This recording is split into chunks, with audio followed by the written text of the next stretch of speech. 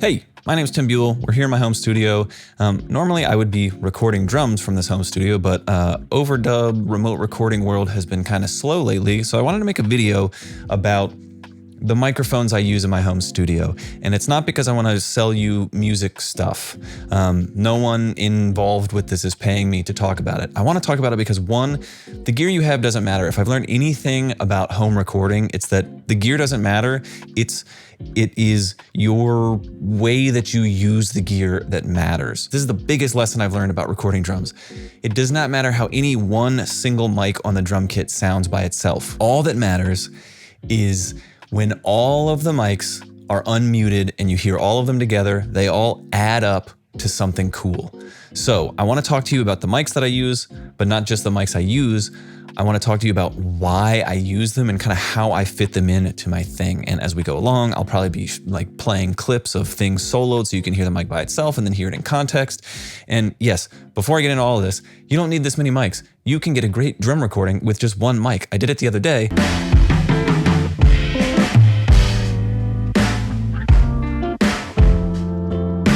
And it's all about how you play. But at the end of the day, you do have to buy mics.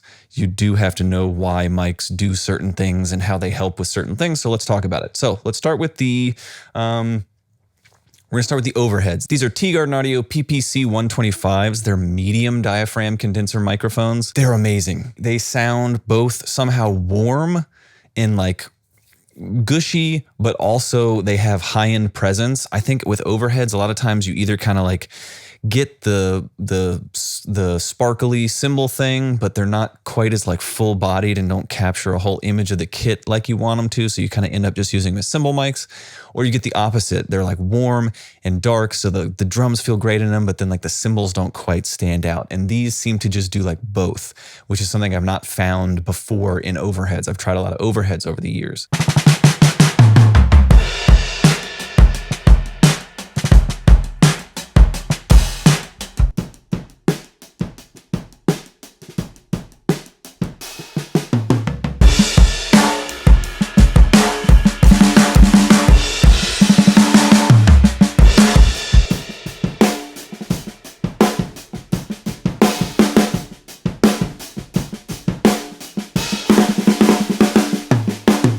What I'm trying to do with overhead mics is I want to get a full image of the drum kit. Basically, they're like hearing the whole drum kit as if you were standing, you know, a foot away from the drums, which is, you know, I mean, that's kind of how they're positioned. So, you know, I want it to feel when I solo the overheads, I want that to just feel like, yeah, that's a drum kit and it's in a room and great. Okay, let's go to the bass drum. I have two mics on my bass drum. The first one is my kick in mic, and that's another T-Garden Audio mic.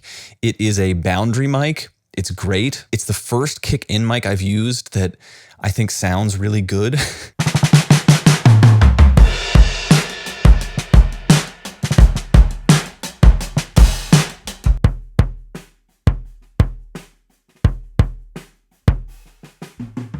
For me, kick-in mics are there to give like attack and like push and presence to your kick drum. And I think a lot of kick drum mics have like super aggressive pre-EQ'd kind of curves with the components they use. A lot of times they're like hyping the low end and hyping a spot in the like upper register and then like scooping out the mids and all this stuff. And I feel like a lot of times with kick drum mics, the ones that I've used, I kind of have to fight them because like whatever EQ curve they were built to kind of have naturally, like it has too much of certain stuff and not enough of other frequencies I want. And I just have to fight it. This is the first mic that I feel like you just put it in there.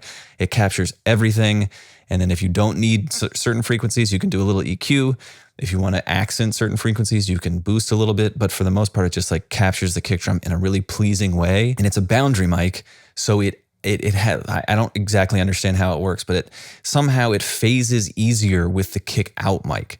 So I have two mics on my kick drum. The first is that T-Garden Audio boundary mic. The second is a Dennis Leaflang D sub. It's a sub kick that this guy, killer player out in LA, he makes these himself. It's basically a speaker that's wired in reverse. And this thing sounds amazing.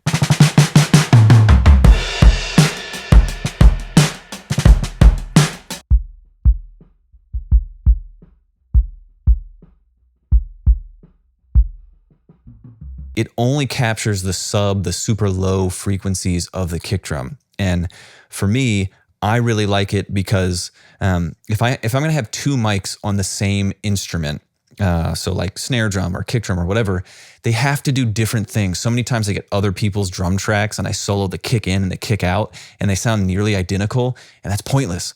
All you're doing by putting two mics that are almost the same on one drum is you're making phase more confusing. You're making engineers have to sift through stuff and whatever. Like if you have two mics that sound nearly identical, don't mic the drum with both of them. Just use one of them. But these two mics sound wildly different. The kick-in mic captures the attack and like the beater hitting the head, and it does have some low end, some low frequency stuff in there. But the kick-out mic captures all low end, and it has no bleed. A lot of people like to use FET 47s on the outside. I've never been able to get that to work because it gets so much bleed, and then you're having to like gate it and whatever. Like this mic, you just put it on the outside of your kick drum. It captures all the low end, and there's no bleed, and it's perfect, and it's punchy. It's not like ringy, like mudding up everything type low end. It's like really tight, punchy low end. So that's the kick drum mics. So on snare, I have three mics. The first is an SEV7 or something. I mean, it's basically an SM57. Like you have a snare drum, you have some kind of 57 type thing.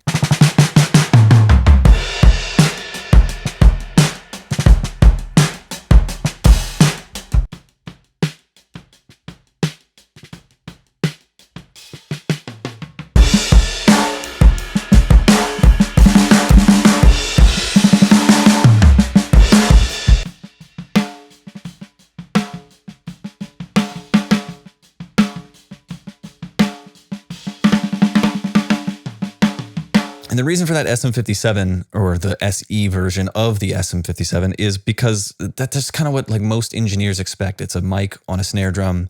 Great. It gets some of the low end impact. It gets some of the other, kind of like mid-range stuff that causes it to, like punch through in a mix, but it's just like a mic on a snare drum. Other snare top mic I have is an SE Electronics SE8, and it's a small diaphragm condenser mic. And this mic is, I think, so important to a lot of the snare sounds that I get.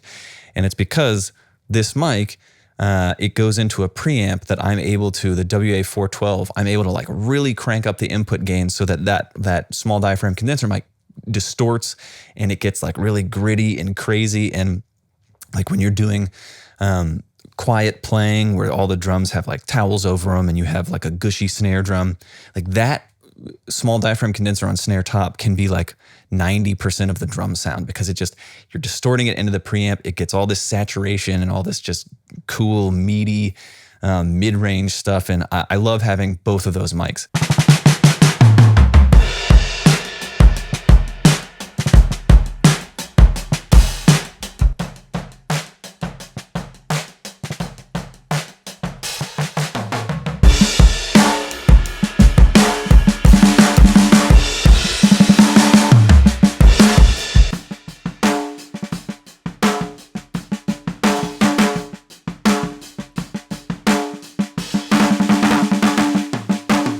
I like having two mics on snare top because they both do very different things. The SM57 is just kind of like a normal snare mic. The small diaphragm condenser that's on there is kind of like a effects-y type mic. If an engineer pulls it up and they go like, oh, I hate that, that's too much saturation or distortion or whatever, they can just mute it, not use it. Great. I'm not ruining the snare top mic by committing too much to that saturation stuff because I still have the 57 on there or the SEV7 or whatever. So those are the two mics I use on snare top. And then on snare bottom, it's a 57. Snare bottom captures some of the snare wire, captures some like in certain mixes when you need the snare drum to be really bright. Sometimes you can brighten it using the snare bottom mic and it's not going to have as much bleed and other stuff like that. But for me personally, and a lot of the stuff I mix, like the bottom snare mic is one of those mics that if you mute it, you kind of go like, the snare now sounds darker and it just like kind of disappeared a little bit in the mix. But it's not really a mic that you like perceive when you're listening to it because like for me personally it's just not that pleasing of a thing, but it's just an SM57, it's fine.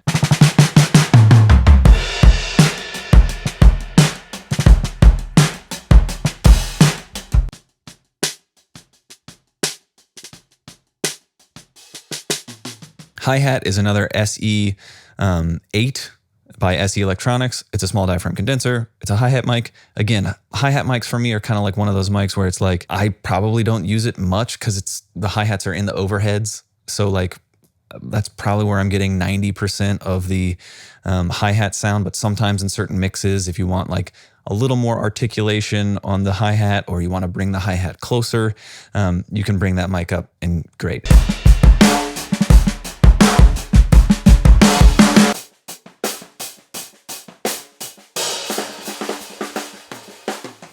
And a lot of engineers just expect there to be a hi-hat mic. So part of my thing with what mics I choose and how I mic the drums is not just what I want, but it's also what do other engineers want. Okay, moving right along, we have tom mics. And forever, I've had these Mic Tech PM10 mics on the toms. I had 412 or 414s on the toms for a little bit, but these are great.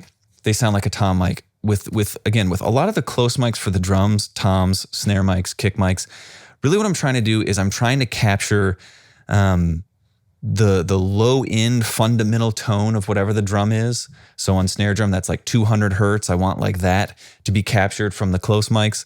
I want some kind of like the stick attacking the drum head, whatever frequency that is. Sometimes it's like 1500 hertz. Sometimes it's like, 3K or whatever. Like I want some kind of like low end in your face coming from the close mics, and I want some kind of like stick hitting head frequency from the close mics.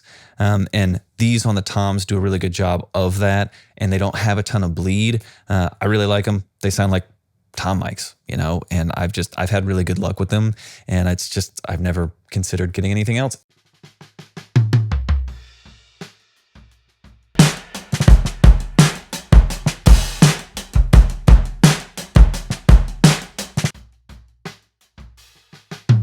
And they're pretty cheap. They're pretty affordable as far as like what some people are putting on toms.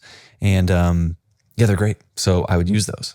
And that's it for the close mics as far as what's on all the drums. Before I talk about room mics, which room mics are just like the most important part of every setup. All we've talked about are close mics, all the mics that are directly on the drums close up. But for me, when I hit a drum, I don't, when I think of the sound of a snare drum, I don't think of it me holding my ear 1 inch away from the drum head. I don't want to hear any drum ever like that. And I haven't really ever heard any drum ever like that. I've heard drums hit and then I hear the drum a couple feet away in a room. So I'm not just hearing the drum, I'm hearing how the drum interacts in the room. So overheads, why I started with them and why they're so important and why I think they shouldn't just be cymbal mics is because they put your drums in a room. They put them in a space.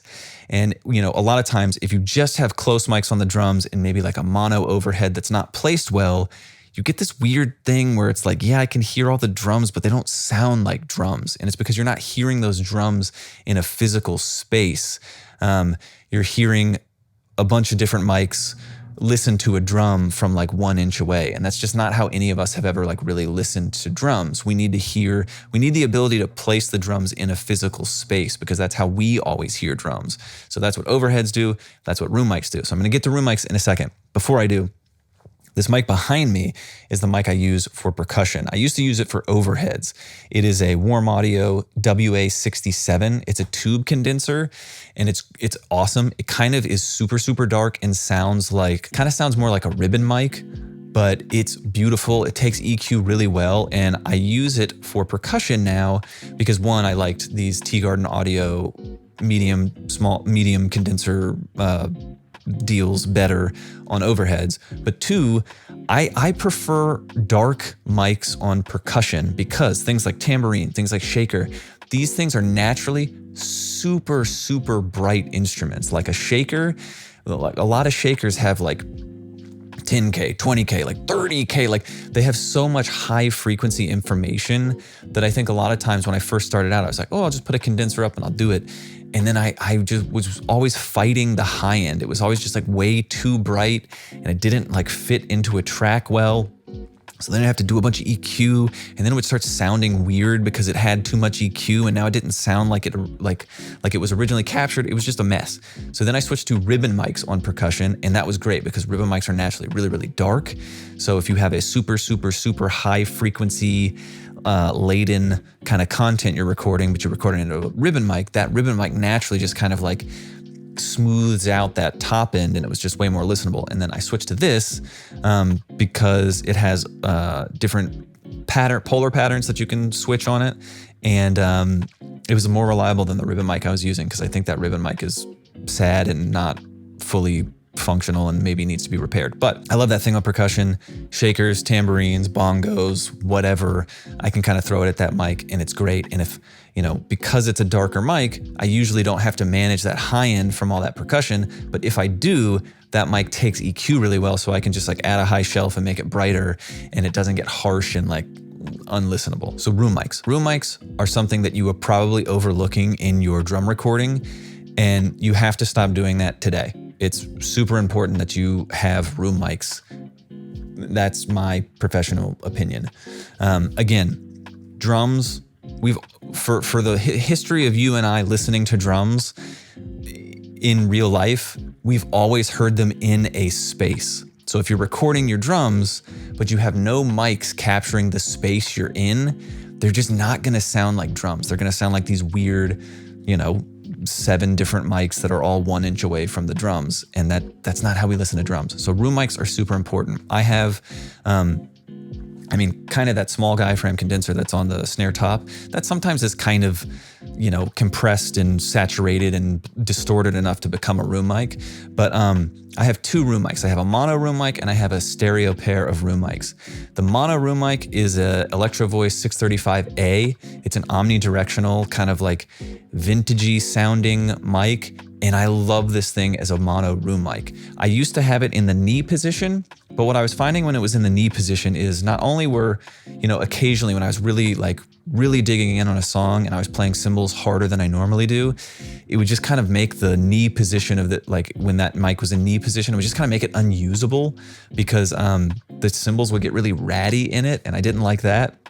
And the other thing is when, even though that mic was intended when it was in the knee position to kind of be like a room mic, kind of be like a capture all the drums mic, when it's so close, you're still getting a bunch of like transient, because the mic was almost as close as the snare mic is to the snare drum, when I would hit the snare, you'd kind of be getting 2 transient, one from the close mic on the snare and one just a little bit after it, from the knee mic position. And it kind of just, I always just found like when I would bring that mic up, it would add some like mid-range stuff kind of, but it would kind of also murk and muddy up the transients of all the close mics, and it just never quite blended great. So I moved it across the room.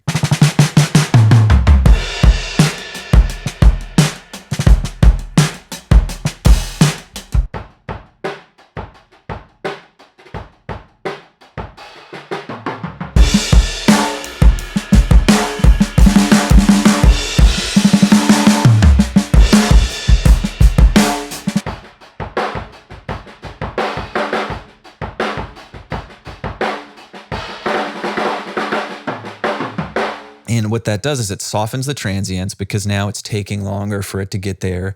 And it also just adds a little bit of length to the drums and a bunch of cool mid-range. And because it's further away, the cymbals are also getting diffused. So you're not getting all this like really harsh cymbal bleed.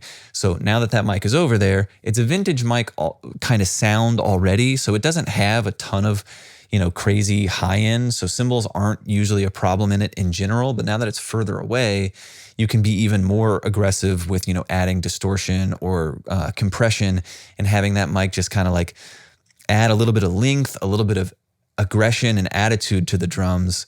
Again, without it like muddying things. And then I have a stereo pair of room mics that are in the closet, and those are AKG 414s. And those are amazing. They sound great in there. And those are super important for putting the drums in a room. And again, they're around the corner in the closet, and then they're at the back of the closet facing away from the drums. So cymbals don't usually bleed into those very much. And if they do, they're not like super harsh. And this really adds like aggression and impact and length to the drums.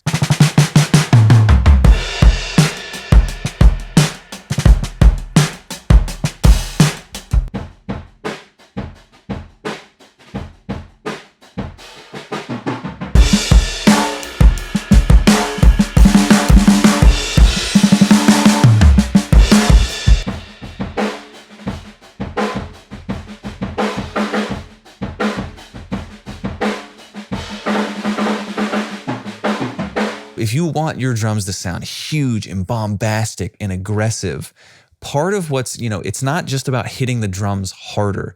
Past a certain point, the drums aren't going to sound more aggressive and loud. They're just going to actually start sounding worse because you can hit a drum hard enough to start choking it out.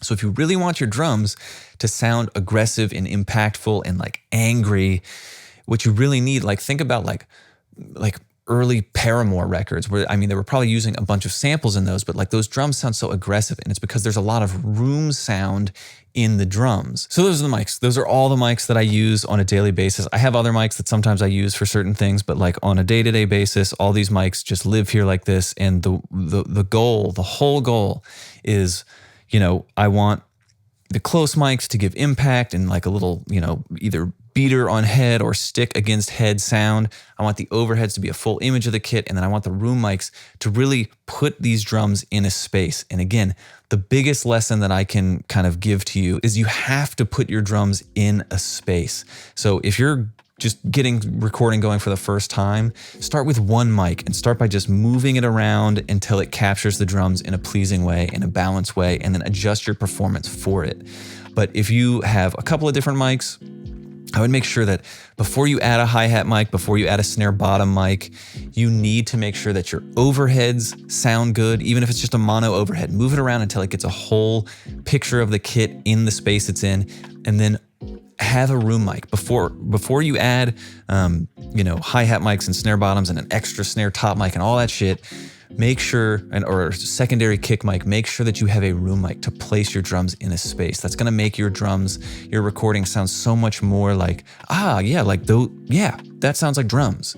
I think for a long time I was so focused on close mics, I didn't know what room mics were supposed to do, that I would just put a bunch of close mics up and then like record them and then just be like, man, these don't sound like drums. This I don't know what these sound like, but it sounds like these spiky, pokey little attacks, and it doesn't sound like drums yet. You need room mics to tie everything together. So those are the mics I'm using. Hopefully that helps. If you have questions, put them down in the comments. I also have a course on drum recording. If you really want to take a deep dive in how to get started recording, whether it's you don't have any mics and you just want to start recording with your phone, or you want to record with one mic, or you want to record a couple mics, or you want to do a full Nashville session, this course covers all of that.